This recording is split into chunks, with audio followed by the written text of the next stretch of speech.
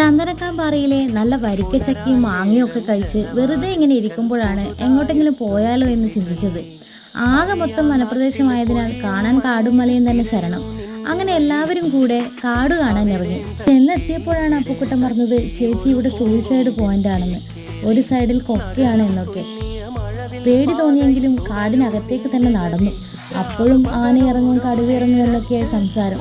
കള്ളമല്ല കേട്ടോ, ഇതൊരു forest area തന്നെയാണ്, കാട്ടുമൃഗങ്ങൾ ഇറങ്ങുന്ന ഏരിയ.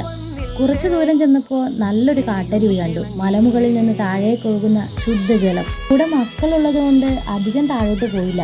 എന്താ പറയാ, അവിടുത്തെ ആ ഒരു അന്തരീക്ഷം ഇല്ലേ, അത് തരുന്ന സമാധാനം മറ്റെങ്ങും കിട്ടില്ല കേട്ടോ.